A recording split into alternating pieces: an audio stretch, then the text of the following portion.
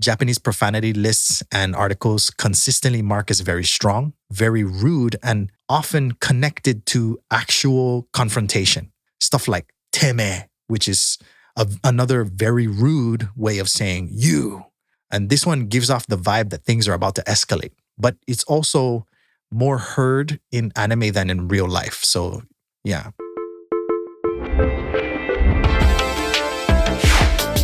Excuse-me-massen. Welcome to another episode of the Excuse-me-massen podcast. I'm your host, Saul. And today we're talking about how something that sounds kind of spicy on the surface is actually way more about safety, culture, and relationships than just bad words. We're talking about Japanese cuss words and insults, but I specifically want to break them down into 3 levels. Level 1, how to hear when someone's just venting. Level 2, how to tell when they're actually mad at you. And level 3, when it's time to quietly get the out of here. Then I want to talk about how and why some rude words can actually be terms of endearment between close friends, very much like how we use them in the US. Also, I want to talk about why Japanese doesn't really have the same nuclear level swear words English does, and how that ties into history, politeness, and this idea that I learned about when I was researching for this episode called kotodama, which is the belief that words themselves have power, overwhelming. Your warriors have engaged the enemy. And just like always, this isn't a how to insult Japanese people tutorial. This is more like if you're in Japan or you're watching a ton of anime and you keep hearing certain words, how do you read the room? So when I first moved to Japan, I had a few years of Japanese classes and a year of being married to my Japanese wife under my belt. And I'd also seen my share of anime in Japanese, like the entire Yu Yu Hakusho, for example, the entire Utawareru Mono, a bunch of Bleach and One Piece, and probably all of XXX Holic, which is not a porn anime, by the way, for you dirty-minded hentai scalawags out there, you. It's actually a horror anime about a high school boy who ghosts are attracted to. I'd hear characters yelling "kuso" or "chikusho" or "konoyaro," and in the English subtitles, it's like "shit" or "damn it" or "you f***ing." So my brain was like, okay, cool. Those are the big bad words in Japanese. And then I started living here, riding trains, working, talking to parents, kids, old folks. And I realized people don't just walk around dropping F-bomb level stuff in daily life the way we do in English, at least in the US, for example. Sometimes someone would say something that sounds harmless to an English ear, but the mood in the room would just drop like 10 degrees. Like the word urusai, for example. It really depends on the situation, the pronunciation, the look of the person using it. But one time I was in a family restaurant and there was a dad who had a clearly irritated face. And at the time, everyone in the restaurant was pretty quiet and minding their own business. Then I hear this guy say uze, which is just a dirty way of pronouncing urusai in an effort to make it sound scarier, which does work when directed towards most Japanese people, by the way. So to the untrained ear, it just sounds like someone's annoyed. And he said in a fairly low volume, but it was slightly louder than the background noise of the restaurant. And at that moment, I felt the happiness get sucked out of the room. It was dead silent and everyone pretty much froze and stared at this dude to see what would happen next. Nothing happened. And I just kept doing what I was doing because, of course, at least to me, what you do is your business as long as you're doing it far enough away to not pose any threat or risk to me or my family. And then there are times when friends would call each other baka or aho, which literally means idiot. And everyone's laughing and smiling and it's a sort of love language. And I remember thinking, my internal swear radar needs some serious recalibration in Japanese. So this episode is basically the guide I wish I had for how to build that Japanese emotional radar and how to hear the difference between this person is frustrated at their life and this dude's about to swing at someone. When you sense that internal ring announcer in your head just go, "Let's get ready to rumble." And then how to spot when that rough language is actually their version of affection. So let's build a scale. Not a perfect science, obviously. Context matters, tone matters.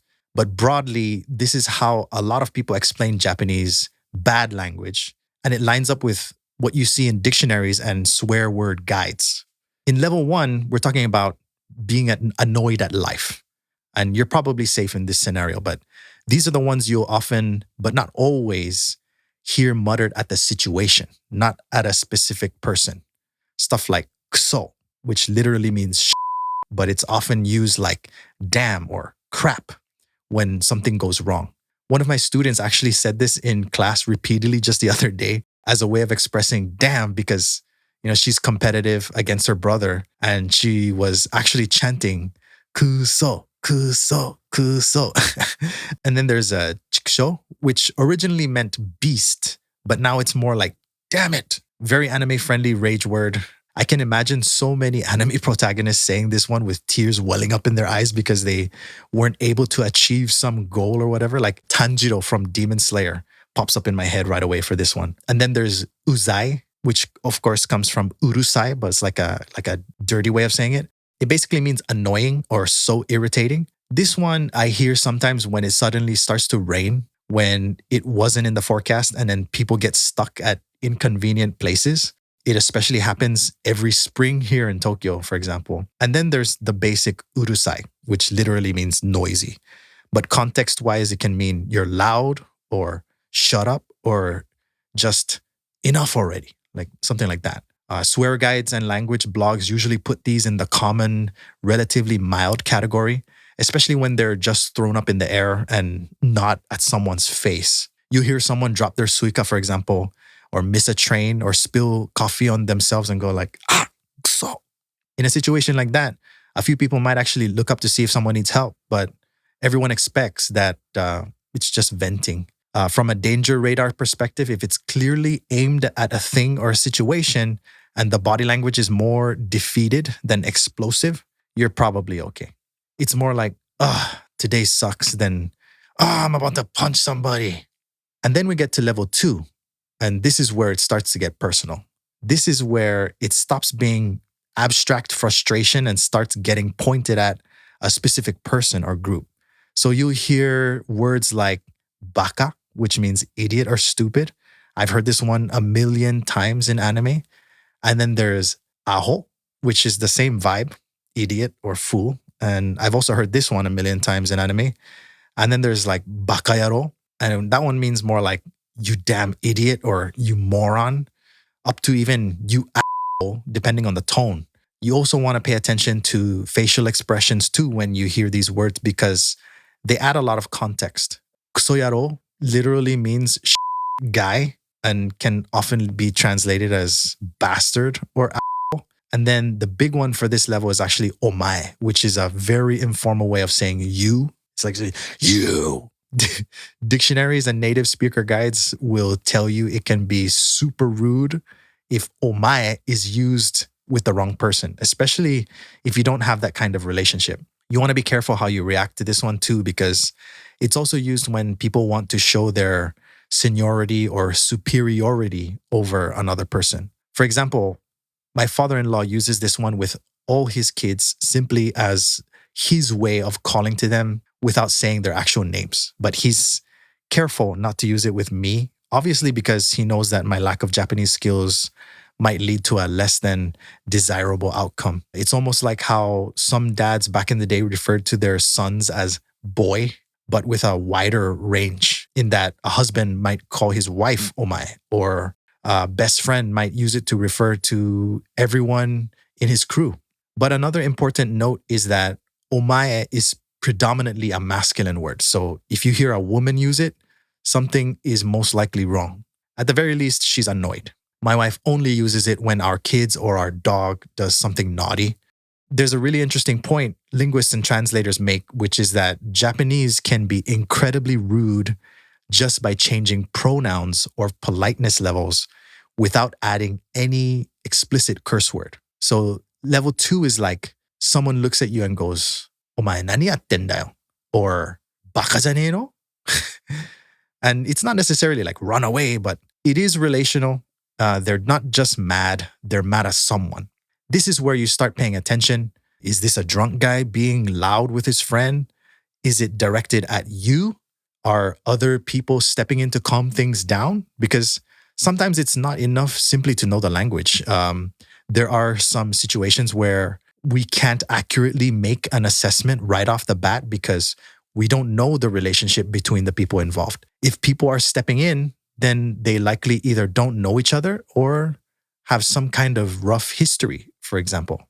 And then we get into level 3, which is the red flag language. And this is where I personally go, okay, that's my exit cue. Time to jet.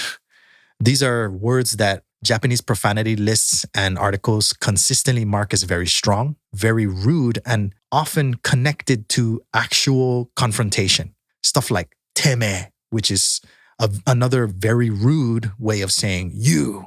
And this one gives off the vibe that things are about to escalate. But it's also more heard in anime than in real life. So, yeah. And then there's kisama, which used to be respectful historically, but now it's basically another hostile way of saying you. And this one's also not really heard in real life. It's more, you hear it in anime. And then there's konoyaro, which actually means more like this guy, but it's used in Japan kind of like you bastard. And it's usually aimed at guys, since yaro is guy. But next there's kutabare, which means drop dead. And it's often translated actually as you. And then there's shine, which is literally die. And guides are very clear that this one is a serious insult or even a threat. And it's not casual slang. But thanks to the wonderful, wacky world of YouTube, gamers have turned this one into a modern way of saying off or a really vulgar way of saying leave me alone. I should know because I have a Japanese teenager and sometimes the words just come out of left field and hit you right in the forehead, man. So older people who obviously don't know so much about what's going on social media will react a lot more grievously to hearing that word. There's an academic article from the 90s that flat out says Japanese doesn't have a huge vocabulary of actual swear words. And the ones that it does have differ from English swear words because they rarely come from religion or sex, but they still carry a big emotional punch. So if you're in a bar or on a street and you start hearing "Teme nani shiten da yo, kono yaro," or "kutabare" or "shine," that's your cue to GTFO because it's no longer fun drunk guy energy. It's more like, I don't need to be a part of this story energy, you know? So why can all of this be so confusing for English speakers? Because we grow up with the idea that the specific word is the problem. The N word. Singular words like these can be landmines in English, which perfectly reminds me of that song, you know, Family Reunion from Blink 182, the one that goes, "Bitch, sucker, mother, fart, turd, and I f***ed your mom." But in Japanese, a lot of the damage happens in the structure and the relationship, not just a single magic word. So let's break that down. Linguists who compare Japanese and English politeness basically say English politeness equals being considerate, sounding nice, but not too blunt. But Japanese politeness equals also that, but with a heavy layer of vertical respect. Who's above you, who you're close to, who's outside the circle. And then there's an old article that jokes, in Japanese, you can be extremely rude just by changing the verb ending. You don't even need a swear word. So in English, saying, "What the hell are you doing?" is rude because of hell. You have to actually add extra words in there for it to become rude. All things created equal, okay? This is considering that the tone in both variations of the phrase is said with the same volume and inflection. But in Japanese, you can say something structurally like, "Nani yatterun desu ka?" which is more polite versus "Nani yatten da yo," which is more blunt and more rough. It's the same core meaning, but that shift in just the ending can carry the weight of the intent and the direction from which it's coming from. Like, are they talking down or across at you, depending on the situational context? Then there's kotodama, which is this traditional belief that words themselves carry spiritual power. From what I've learned, the term literally combines the kanji for word or speech and then the other kanji for spirit or soul. Articles and Shinto related sources explain it as the idea that spoken words and sounds can influence the environment, the body, and the mind, almost like a ritual force of some kind. You guys may have seen that article that went around about this Japanese dude who did a rice experiment, right? Basically, he had 3 containers of cooked rice sitting in water. And then every day he said really kind, grateful things to one of them. Then he talked absolute to the second one, like, you're disgusting, you're stupid, I hate you. And then the third one, he just completely ignored. After about a month, the nice words rice still looked kind of okay. The hate rice was all nasty and yuck. And the ignored one had turned almost totally black. So everybody was like, see, that's kotodama. Your words literally change matter. But when people actually tried to repeat the experiment properly, they couldn't get consistent results. It turned out he was basically cherry picking the outcome he wanted. So, as science, the whole thing was pretty much debunked. Now, I'm not saying people are walking around day to day thinking, I must protect the kotodama. It's not some Tom Cruise, Last Samurai bullshito, but it does feed into the cultural background where negative words are treated cautiously. People prefer euphemism or just not saying certain things at all. And then there's this social expectation to maintain harmony, or wa in Japanese, through careful speech. So instead of having 20 different graphic swear words, you get a relatively small set of strong expressions, a ton of social rules about politeness, titles, and pronouns, and then a separate, very heavy category of discriminatory words that are basically off limits. Okay, let's flip it around. Not all bad words in Japanese are actually bad news. Sometimes they function like, you dork, you clown, or you idiot between close friends. If you look at swear word lists and learner guides, they almost always start with baka, which means idiot, fool, or stupid, and then aho, which means idiot, fool, or stupid. But a lot of those same sources also note these can be affectionate among friends, partners, or even in comedy. There's also this regional thing. For example, in Kansai, people often say aho in a teasing, friendly way, and baka can sound harsher. And then in Kanto, or the Tokyo side, baka is more common, and aho can feel more like a Kansai-ish or comedic word. So you see dramas where someone says, baka dana, with a smile and a sigh. That dana with a soft tone is doing about half the work there. It's closer to you goof or you dummy than you absolute idiot.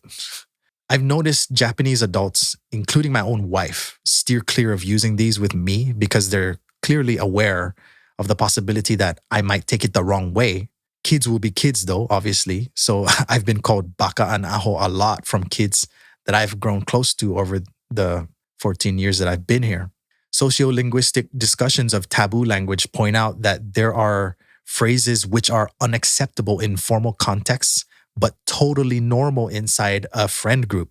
We have the same thing in English. You might call your best friend, you idiot, in a warm way. I mean, sometimes I meet up with my friends and say, what up, f***ers? But if your boss said that to you in a meeting, you can practically see Toby from the office slowly appearing behind them like, yeah, HR would like a word. In Japanese, that can look like friends saying, uzai, at each other in a playful way, or someone jokingly going, omae sa, with a grin and relaxed body language inside a tight circle of friends, which in this case is practically the same thing as saying, dude. So your friendship radar has to ask, are they smiling? Is the tone soft or exaggerated like a comedy bit? Are people laughing or is everyone tense? Because the same baka can either be, you idiot, I hate you, or you big, dumb, lovable human, I can't believe you did that. And if you're not used to the language, it all just sounds like someone said, idiot. But then we get to the true do not touch zone. Now, here's where I really want to draw a line. When English speakers think worst swear words, we often think of the N word, maybe some really extreme sexual or religious slurs, even.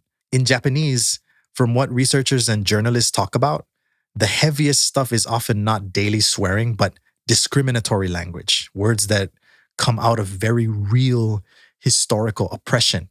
There's a whole history around the burakumin, who are the descendants of communities that were forced into jobs considered impure or polluting in the old caste-like system. Things like animal slaughter, leather work, and execution, even. Even though the caste system was abolished, discrimination didn't just magically disappear. There are old slurs tied to these communities that are still considered deeply offensive. Historically, there were labels like et, which basically means polluted ones, and or non-humans, which I need to bleep, by the way. These weren't different races. They were Japanese people, but they were pushed into jobs around death, slaughter, and leather, and then treated as less than human. Modern Japan legally abolished those categories, but the words themselves are now recognized as slurs tied to buraku discrimination. Educational sites and advocacy groups in Japan say very clearly these are slurs. They've been used to justify discrimination in things like marriage and employment, and they're still sensitive enough that they show up in lawsuits and media controversies. Japanese media also has this concept of hoso kinshi yogo. Not sure if I did that justice, but it basically means broadcast prohibited words.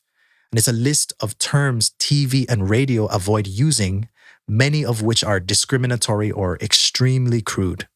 The Wikipedia entry on Japanese profanity specifically mentions that this list is partly about avoiding discriminatory language and a phenomenon people sometimes call kotobagari, which means word hunting.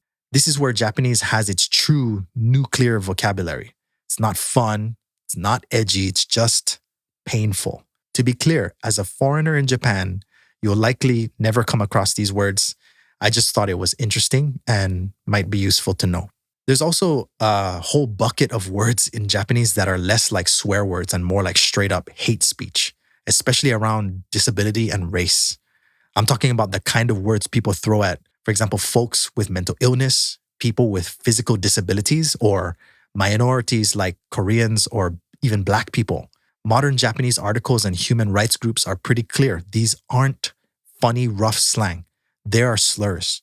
Words like for crazy or for cripple, and race-related ones like or they still exist. And when someone uses them, it's not playful. It's meant to hurt.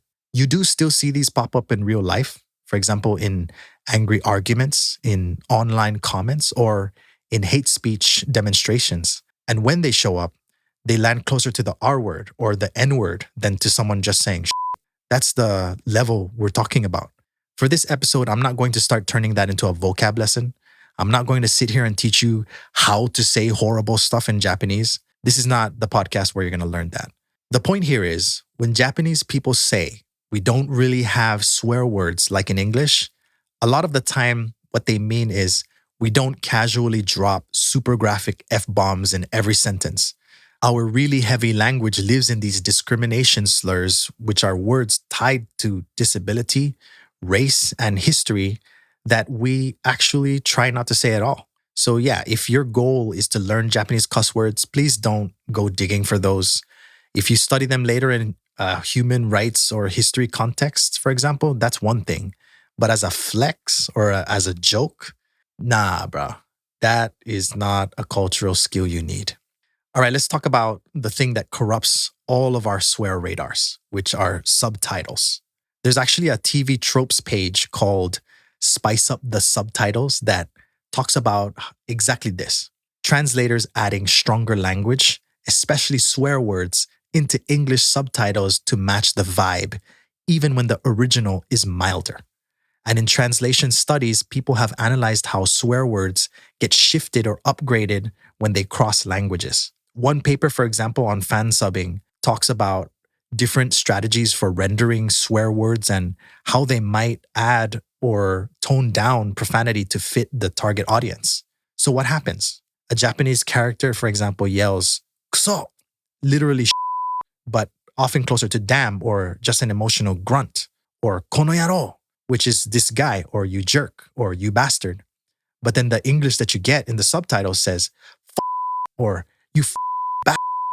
Or a character uses a rough you like teme or kisama, and the subtitle just says you because we don't really have a pronoun that captures that nuance. Meanwhile, the translator tries to make up for that by sprinkling F-bombs everywhere. So if all your input is anime and drama subtitles, your brain starts thinking, okay, kuso equals kono yaro equals you when in reality, the Japanese intensity might actually be a step or two lower. Sometimes it goes the other way too. A character uses a really rude pronoun like teme or kisama, and the English subtitle says, "What are you doing?" And now you miss how confrontational that line actually is in Japanese. So between anime dialogue, spiced up subtitles, and not hearing real life tone, it's very easy to walk into Japan, try out some cool anime speech, and accidentally sound like someone trying to pick a fight. You know, what's the first rule of Fight Club? All right, let's put the pieces together into something practical. So step one, where is the anger aimed? So you ask yourself, are they mad at the situation? Are they muttering stuff like kuso when they miss the train or chikusho at their own mistake? Then this is level one. Or are they mad at a specific person? Omae nani yatten da yo? Baka janee no? Now it's pointed at somebody. That's level two. Are they using red flag words like teme or kisama or kutabare or even shine? That's level three. That's I don't need to be a part of this scene language. Because Japanese has such a detailed politeness system, just dropping from des or mas down to the more blunt forms can be a huge slap in the face, especially to someone older or higher status or not in your inner circle. So even if you don't catch every word, you can notice, did the grammar suddenly get short and rough? Did titles like san, like sananana-san, disappear? You know, like nomad-san, van-san, horse-san. Does the tone sound clipped, sharp, or dripping with sarcasm? That's often the real swearing. Then there's the affectionate side. Baka, aho, paired with laughter and a drawn-out dana and relaxed energy, that's more like saying, you goof. And then there's uzai, said with a grin and an eye roll between friends can be like, you're such a pest, for example, in a loving way. But the same words in a flat, cold tone with stiff posture, yeah, that's not affectionate. Finally, understand that the heaviest Japanese words aren't there for you to learn how to cuss. They're tied to historical caste discrimination, which are the Burakumin slurs that I mentioned earlier, disability and minority-related slurs, and a whole list of broadcast prohibited terms. Those are the words Japanese society is actively trying to push out of public speech, not something you just pick up for fun. For me, learning all this changed how I listen to Japanese. It stopped being, oh, did they say a bad word? And it became, who are they talking to? What pronoun did they use? Did they drop politeness? Is this anger or is this weirdly affectionate? And it also made me reflect on English. How casually we throw around F-bombs, for example, how some of our truly nuclear words are also tied to history and discrimination, and how in both languages, the real damage isn't just in the syllables, it's in the power dynamics and the intent behind them. So if you're living in Japan or planning to, or you just love this language from afar, learn the words, sure, but more importantly, tune your ear to the tone, the relationship, and the politeness. Because the day you can hear the difference between, ugh, today sucks, I'm mad at you, I might hit somebody, and you lovable idiot, is the day Japanese stops being just grammar and vocabulary and starts becoming a living emotional system you can actually move around in. All right, I'm going to wrap it there. If you've got your own stories, times you misunderstood a Japanese bad word or realized a friend calling you baka was actually a sign of closeness, Feel free to comment or hit me up on Instagram or threads at xqs_podcast or through the contact form on xqspodcast.com. Thanks for hanging out with me. And as always, excuse me, massen, and see you.